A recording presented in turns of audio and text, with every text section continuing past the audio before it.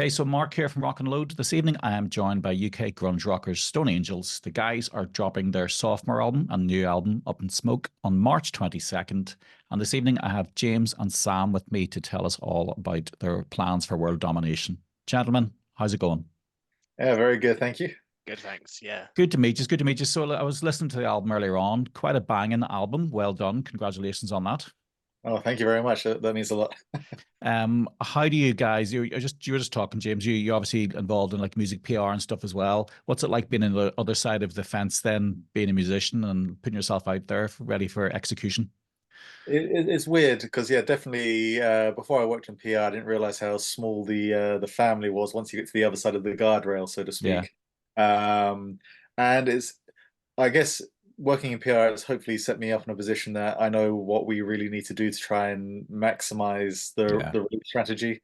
Because we with our first album that we brought out more years ago than I care to remember, we were very naive and just kind of shoved it all out in one go, and we're not surprised when nothing happened. yeah. But yeah, so hopefully this time around we're going to be we're a bit more methodical with the release. Yeah, I would say obviously, as you say, older, wiser, but even just having that inside knowledge of maybe how the whole industry works, just sort of maybe put you in a better footing because there's so Hmm. many bands. Like on my side of the fence, I deal with obviously the press side, so an awful lot of people are reaching out to me for exposure. They just haven't a clue how to do it. Yeah. It's just like t tossing a frisbee out into space and hoping it's going to hit something. Yeah, that's a shame because again, with working on Spotify, that what I've learned is that there's a big education gap between artists and the platform, Yeah, and that's the same for with the press and radio side of things.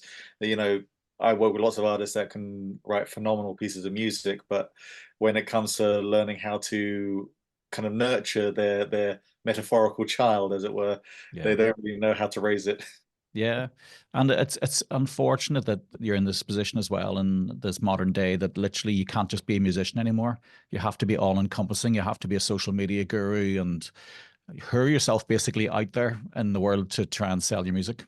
No, yeah, no, you hit the nail on the head. You got to be willing to do the admin side of things, as I say, which is Yeah, just constantly push yourself.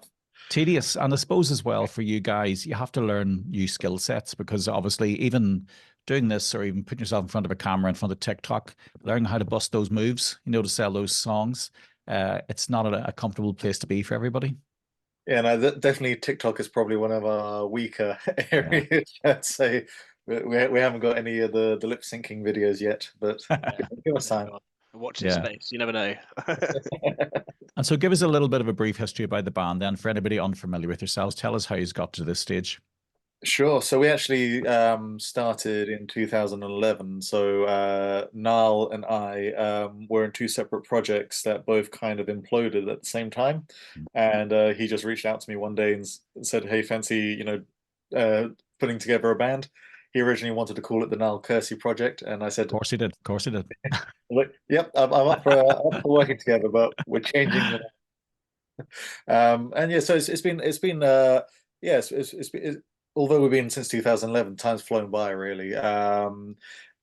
We've had through that time several different lineups. We've had more drummers than Spinal Tap, Yeah. but with Sam and Loz making up our rhythm section, they've been our longest serving rhythm section, and they're part of the furniture now. Um, yeah, and we actually began recording the album before the pandemic, so in 2019. But we unfortunately just before the pandemic struck, while we were recording, my house caught on fire and burnt down, which is ended up shaping the album quite a bit because it's what we named the album after. Yeah. Uh, which we managed to make a silver lining out of that smoke cloud, which I guess which is one of the benefits of working in PR. You need to Yeah. have a story with everything that you're putting out there. I But I just hate it when your house burns down. Like it's a real bummer.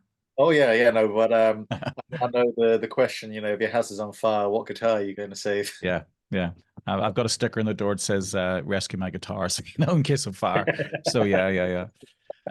It must have been quite a shock to you all the same, though. A life-changing event. Oh yeah, no, it was it was definitely the most challenging part of my life I've ever had. Like, thankfully, I've never being one for addictive vices like outside of guitars, but it's probably the closest that I was drinking a bit too much, just trying to, going through that period, and to have the pandemic come straight after like a wrecking ball, where we were originally told by the insurance that expect to be out of the house for maybe 4 or 5 months. We were a week shy of a year out of the house, so living in temporary accommodation with cardboard boxes not properly being unpacked.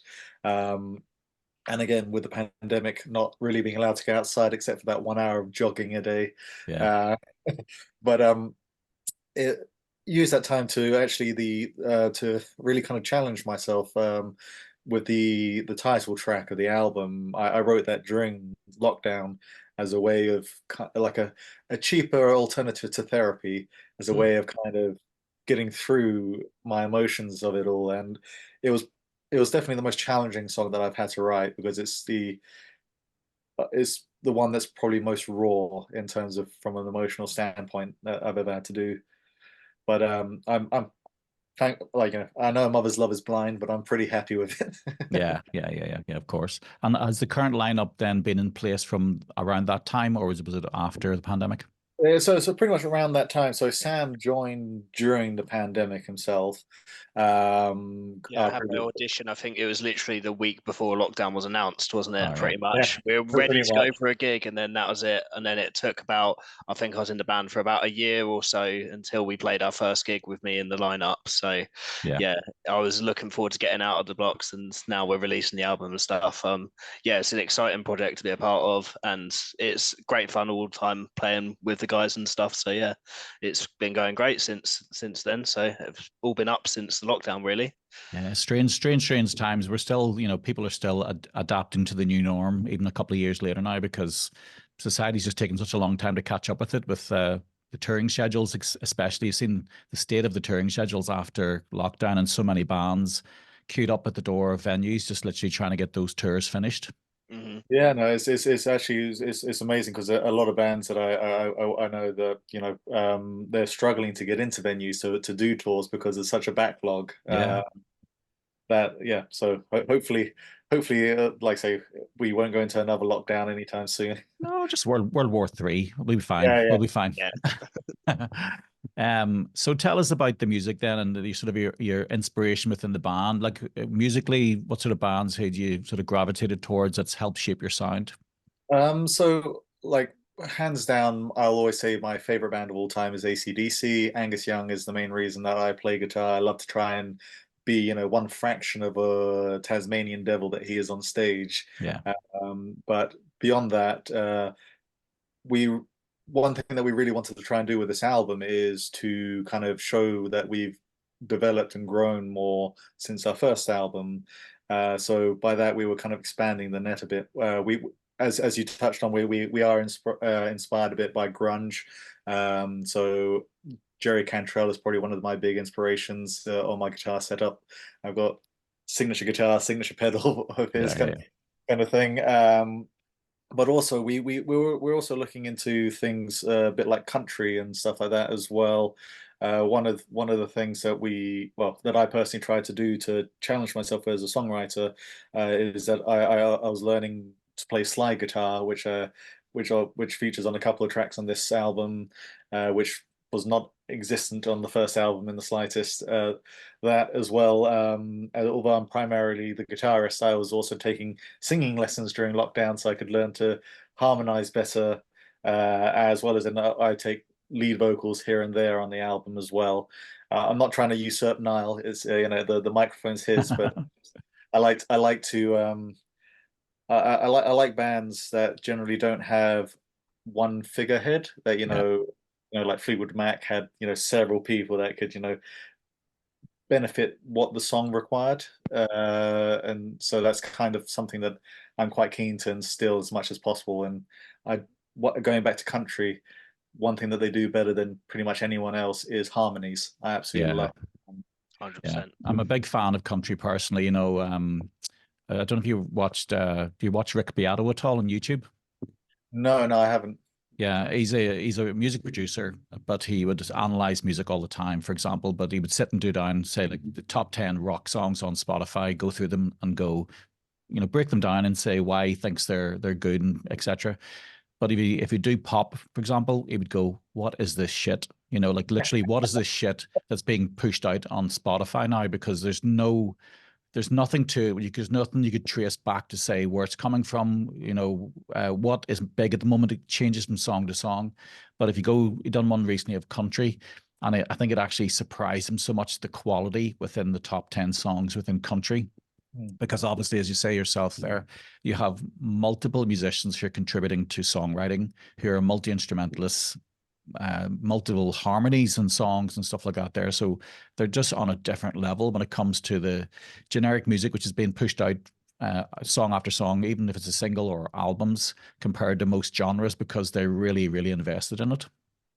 Yeah, no, I agree. And like, I don't know if you checked out Dolly Parton's rock album. I know it's primarily covers that she has. No, I haven't heard it. So she does duets with Peter Frampton, Leonard Skinner, Yeah, just covering their big songs, and it's wonderful to hear these kind of slight reimaginings of works as well. yeah. And Yeah, artists of that caliber can do such a good job as well interpreting other people's music. yeah, exactly. Yeah, it's inspiring, and I think sometimes it's great to step outside of your genre as well, because even for me as a reviewer or somebody who would look at music, maybe press, whatever, if I go to a show, I'm at 90% rock and metal shows across the year, but if I went to a country show, my mind's opened again. Your eyes are open, because all of a sudden you see the showmanship and the musicianship that's on the stage there, and it's a totally different level all of a sudden, all over again, and it's quite inspiring, obviously, to do that as well. Yeah, no, one of the best gigs I went to, or shows, was actually at the Grand Opry in Nashville, so the mecca of country music. Yeah, And one of the stars for that was Sam Williams, who's Hank Williams' son and Hank Williams Senior's grandson. yeah. So they have long family lineage of great country musicians. But yeah, it was also Dolly Parton week, so they're all doing Dolly covers, which was wonderful. Yeah, yeah, yeah. It is. Funny enough, I interviewed a guy recently called Adam Schoenfeld, and he's a session guitarist in Nashville, and he's like played and written on over 50 number one Billboard songs. So you just think to yourself, like, again, and the exposure that guy's had, and probably the multi-million songs that he's probably sold over his lifetime, but yet nobody really knows him because he's a hard gun as a guitarist in Nashville, of whom there's probably thousands who are supremely talented. Yeah, no, there's definitely no shortage of great players out there. Yeah. You and it's quite interesting because I think country's becoming, over the last 5-6 years, a lot more popular in the UK, which is quite cool. Very much so, yeah. You have other bands kind of that blur the lines a bit, like Cadillac 3, Yeah. who are kind of halfway between country and rock, which is quite nice. They're like a gateway band for a lot of UK fans, I think, to get to kind of really start looking into country a bit more. Absolutely. It's sort of what they call the outlaw sort of country, and the I suppose that sort of crossover between rock and country. And there's so many artists coming through now. Southern rock as well become very popular in the UK, and you have like Blackberry Smoke and Blackstone Cherry and all those boys coming across, making multiple tours. They're here probably more often than they're touring the States now. Yeah, no, definitely. And I think especially one of the bands that we're often compared to the most is probably Blackstone Cherry. I mean, Mm. we definitely like their brand of southern rock that they throw down. Yeah, it's heavy. It's really hits you right in the chest, the sort of stuff that they produce. And the energy on stage, like, my God, a live band, they're phenomenal. Yeah, no, Ben Wells, the rhythm guitarist, he never sits still. Mental ADHD or something, definitely just like left to right and for sure. on stage. I couldn't even photograph him. He was just like running all the time. Chaos, chaos. And Amazing. so what about your time in the studio? How did you guys enjoy the studio aspect of recording? Yeah, so it was interesting because, as I say, we began recording demos for the album before the pandemic, and we was a good friend of ours called George Donahue. We were going to his home studio to lay down the tracks. Then the pandemic struck, and everything kind of was sitting on the shelf for a while because we really couldn't do anything. But during that time, through the PR side of things, I got introduced to the guy who ended up producing our album, a chap called Mike Frompas, who he was in the band Smash Mouth at one point. He's worked with Steven Tyler from Aerosmith, played on stage with Elton John, etc. He is a very awe-inspiring musician. He's multi-instrumentalist, and he can play everything to beyond like a grade 8 standard. Yeah. So it was quite fascinating to just get him involved in the project. And we went up to his studio in Barnsley called Bass Culture, which he shares the space with Lee Malia from Bring Me the Horizon. And it was a wonderful creative environment to be in. And one thing that I was really excited about is that the main hall room was used to record the drums. So you have the big booming, yeah, reverb and stuff. yeah, so the Moby Dick eat your heart out kind of drum sounds. And that's because I said to him, that's one thing that I wanted this record to sound like. I wanted it to just sound big. The second you put it on, I didn't want it to sound quiet. Because again, this probably is one of the benefits of being in the PR side of things is for a band for our size, I wanted us to sound bigger than what people would expect us to. Because again, trying to stand out from amongst the peers, because there's so many great bands at our level at the moment, and they're writing phenomenal music. But the one area that I would always say to that they could probably improve on is the production quality side of things.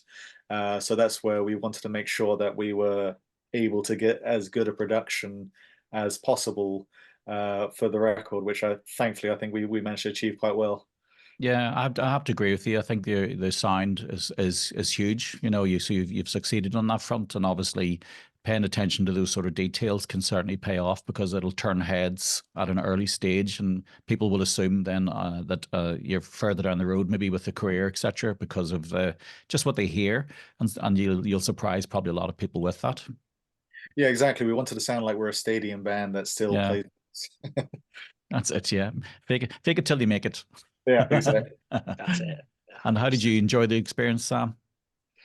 Well, I was actually not in the band for whilst the recording took place, but I do a damn good job to emulate it live. So yeah, a lot of my influences come from like Muse and Royal Blood and stuff. So the use of pedals to emulate that big sounds live is a good fun, and so I'm excited for the next album. yeah. And what's the challenges for the likes of yourself coming in then? If the songs were, say, written or laid down for you as a drummer, like what's that like coming in, trying to put your own stamp on things? And obviously keeping working within the frame of the song. Yeah, that's it. I mean, it's always been nice. The guys are always welcome to any input that I might want to play, like slight differences in the fills and stuff. But I try to still emulate all of the original sounds from the album. I managed to learn pretty much the whole first album through the lockdown because I didn't have much else to do. I was locked in my room with my bass, so that was quite easy. So, and to be honest, learning the band stuff has been a challenge, but a successful one, like with training my ear and stuff, learning like naturally. So it's been a good experience, and the guys have been great teachers and been patient with me for the first couple of practices, and luckily enough, I pick things up quite quick. So yeah, it's handy, isn't it? If you are a fast learner, and like, do you like to improvise at all live on stage? You to try and stick to more of a rigid. I try. It depends how much I improvise, and I might get hit by Niall or James. You never know. So, but I like to do it where it's needed. So yeah, nice little frills where it's needed. yeah. And what about the writing of the songs? And if you're saying you were sort of almost writing back and like ready for lockdown, a couple were so far down the road now, I suppose, really. When you look back at the songs now, are you tempted to tweak, or are you happy with what you'd got together? So they always say, writing a song is a never-ending task. You can essentially just keep tweaking and tweaking and tweaking.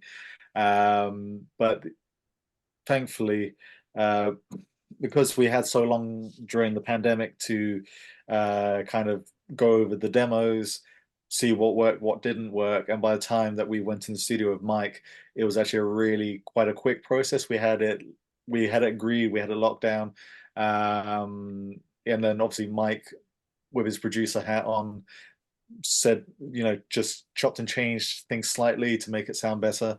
I think the main thing that really works quite well for it is that there's no real egos behind the songwriting thing. Even so, if it's a song that I brought to the table, I don't have any issues choose if someone else has an idea to put forward to it. We'll try it out, see if it works or not. And same with Niall. He's always very open to any of my long list of critiques that I have to anything that he brings to the table as well. Yeah, I think that's something we do well as a band. We communicate well of like what's the best thing as to move the ensemble forward, basically. So yeah, it's been great bunch of guys to work with. Like, so it's nice to be working people with such professionalism, So yeah. I'm sure like makes life easy, especially if you guys are open to obviously hearing from the other band members, and as long as nobody gets easily offended as well. If somebody either shouts down an idea or wants to change something, as you say, egos set to one side if possible. Yeah, no, definitely. Because many great bands have fallen at the wayside by just by egotistical people. Yeah, I'm sure. Oh God, I can list as many as you want. But and what about Mike then? Obviously, a wealth of experience, brilliant musician, as you say yourself, multi-instrumentalist. What sort of things did he sort of suggest then, or what sort of tweaks did he bring to the So to the songs? it was quite just it was subtle changes, because I think that's what's the real difference between a good producer and a great one is sometimes less is more. They're like, for example, one of the bits that always stuck in my mind was on our first single, Where the Crow Flies. Just before the first chorus kicks in, we would normally have like the guitars ring out, but he's like, let's just cut all the instrument for a couple of beats, so it just really impacts when the chorus hits in. And it's just kind of, so it kind of creates that vacuum for the chorus exploding. And it's just learning little techniques to kind of view it like that made the big difference. Other things that he really helped with is the string sections that we have on a couple of the tracks. Those were his ideas, along with, we had some Hammond organ on a couple of the tracks as well. Those were kind of, he was saying, oh, if you add it onto our most recent single, Over the Edge, he was like, oh yeah, put a bit of Hammond here. It'll help give a bit more of like a Deep Purple vibe to it, and it works really well. It gives a bit more of a color to the picture. Yeah. It must be quite an educational experience for you guys as well to work with somebody like Mike, who is obviously worked on such a level for a long time that if you're open to it, you just be like a sponge taking it all in. Oh yeah, no, I was literally just trying to learn as much as I could from him, because it is he's, since we've finished this album, he's relocated back to Canada now, so he's not going to be Has as easy, as easy for us to just hop in the car and go up to the studio. So Yeah. yeah, I was very grateful for the time that we got to spend in his studio as well, partly because it was a state of the art like massive studio, which, like, our first album, it was a great studio, but it was maybe a quarter of the size in comparison. So it was just nice to see a mixing desk that went from one wall to the other. Yeah, and somebody who knows how to use it as well. Yeah. Yeah. It's how do you go back from there then? It's like you have to make sure that you go up to the next level now. You don't want to be stepping back and Oh, exactly. And that's yeah. one of the things that, again, this is a gift from working in PR side of things. A lot of bands will just, release two singles, and then the whole album will drop, and then it's out there, it's old, it becomes old very quickly. Um, with Spotify, that they say, Daniel Ek, the CEO, said that if you really want to grow on the platform, you've got to be releasing music on a continuous basis. So our release strategy for this album is that every single track off the album is going to be released as a standalone single on Spotify, released 6 to 8 weeks apart. But then on March 22nd, we're releasing the physical album.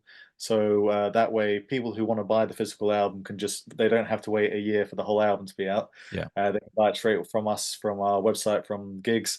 But then we're not cutting the nose off to spite the face, because we're allowing ourselves that time to keep finding a wider audience on streaming platforms as well. Because as an unsigned band, we have that flexibility. Bands signed to labels won't really normally have that kind of way to market themselves. And is, I mean, I'm using it personally as quite an interesting case study for my clients as well, just to show this is where we were when we started, and this Yeah, is where we are when we finished. yeah. Um, It's an and interesting strategy. I thought it was quite smart as well, actually, because I've spoke to a friend of mine who is a musician, and he was I think he's doing like mini EPs, say, three singles, then release an EP, three yeah, singles, release an EP, and then maybe at the end of it, it'll be an album, complete album, but have four sort of separate EP launches. But you know, it's, as you say, a case study, and nobody really knows exactly right now what is the best answer for bands, because everybody's trying different approaches. And it's I suppose the ultimate thing is trying to remain relevant in the eye line of your fan base, isn't it? yes, no, exactly that. And this as well, going this route gives us the gift of time. Yeah.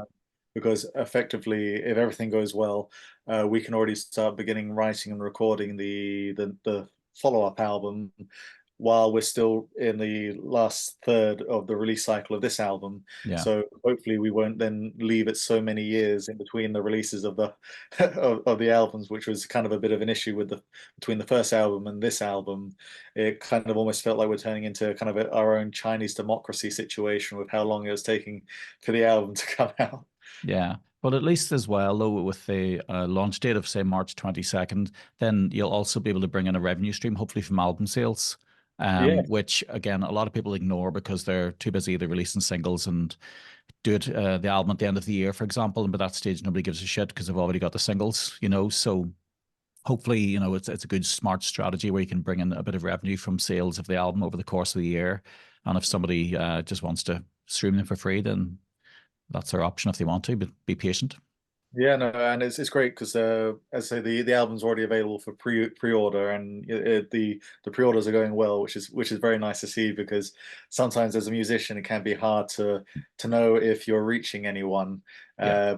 But then when you see people actually actively going out their way and parting with their hard-earned cash to pre-order an album, that's quite a it's quite a nice kind of humbling experience. That but is one reason why I think it works well, this approach for the rock and metal scene, is that we still have a lot of people that like to buy physical, so vinyls and CDs.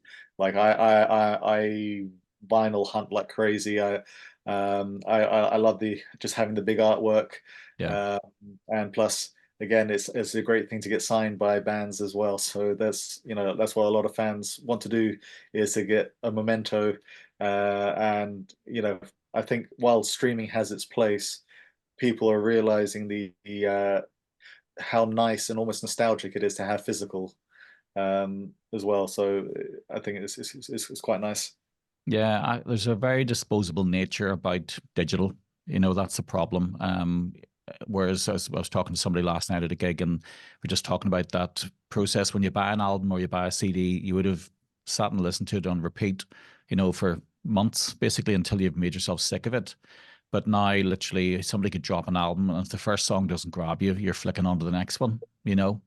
It's a cancer of the modern digital age, really. Yes, no, unfortunately, the streaming and technology has basically just lessened our attention spans Yeah, to the goldfish. yeah, yeah. The exact word, goldfish. It's unfortunately what we all are. It's you have to either sort of break free once in a while, like Nemo, and just appreciate the moment. Yeah, exactly. Yeah. And what about the launch itself? Have you anything planned for the launch date of the album? Yeah, so we're currently trying to sort out a launch gig to celebrate it all. Um, we're just waiting to try and secure the venue. It will probably be a special one where we'll actually play the full album from start to finish, because Yeah. there's quite a few of the tracks, although we've had the songs for a long time now. Um, uh, about half the album hasn't been played live yet, so it will be a feast for the senses, hopefully, for anyone who decides to come down to the show. Yeah, yeah, absolutely. And has it been weird maybe relearning those songs again? Because I'm sure if I've been written so long ago, you probably maybe focused on a few for singles and stuff, but all of a sudden it's like, oh shit, I have to learn the whole album. Oh yeah, no, exactly that. The amount of times that I was like, what was my solo again? How does it go? Yeah, yeah, absolutely. Fun times indeed. Well, look, guys, I won't keep you much longer. Appreciate you joining me tonight. It's lovely talking to you. It's been a pleasure. No, Yeah, and obviously we'll just keep a close eye on you over the course of next year, see how things are going, and watch that trajectory on the way up. Definitely. Yeah, no, fingers crossed. We'll be gracing a few festivals and maybe coming over to the Emerald Isles in the near future. Absolutely, piggy hop on the back of somebody's tour, or if you're big enough, then you can sell out a few venues over here. Best of luck. You just have to wait and see. Yeah, fingers crossed. Okay, guys, look, thanks again. And just a reminder for everybody, the new album, Up in Smoke, kicks off March 22nd. Make sure you buy that physical copy to help the guys out, and then just watch the money rolling in, guys, over the next 12 months. Well, thank you very much for having us. No problem. Pleasure. Thanks, Mark. See you later on. Thank you very much now. Take care.